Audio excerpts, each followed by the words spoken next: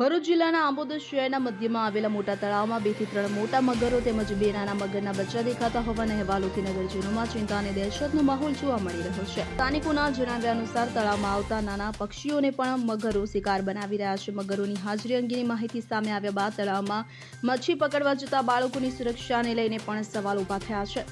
તો અગાઉ બાળકો તળાવમાં મચ્છી પકડવા જતા હોવાનું સ્થાનિકો જણાવે છે, પરંતુ હાલ મગરોના ભયને પગલે બાળકોને તળાવમાં પ્રવેશ ન કરવા સૂચના આપવામાં આવી છે। તો તળાવના કોન્ટ્રાક્ટર દ્વારા સિક્યુરિટી ગાર્ડને તેમજ નગરપાલિકા દ્વારા નગરજનોને સાવચેત રહેવા અપીલ કરવામાં આવી છે। જો કે નગરજનોનો સવાલ એ છે કે માત્ર સાવચેતીની અપીલથી સમસ્યાનો ઉકેલ આવશે કે મગરોને સુરક્ષિત રીતે પકડવા માટે નક્કર કાર્યવાહી પણ કરવામાં આવશે।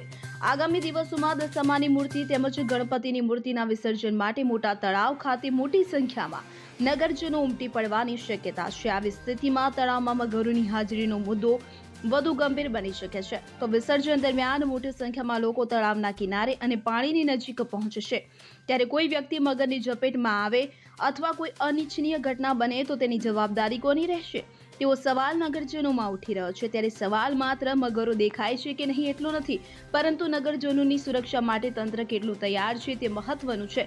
કોઈ જાનહાની થાય તેની રાહ જોવાને બદલે વન વિભાગ અને નગરપાલિકા દ્વારા તાત્કાલિક સ્થળ તપાસ, સુરક્ષા વ્યવસ્થા અને જરૂરી હોય તો મગરોને પકડવાની કાર્યવાહી કરવામાં આવે તેવી નગરજનોની માંગ ઉઠવા પામી છે।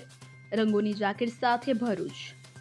હવે જુઓ દેશ દુનિયાની તમામ ખબરો તમારી આંગળીના ટેરવે। ઉઠાવો મોબાઈલ અને ગૂગલ પ્લે સ્ટોર પરથી ડાઉનલોડ કરો અમારી CN24 ન્યૂઝ મોબાઈલ એપ।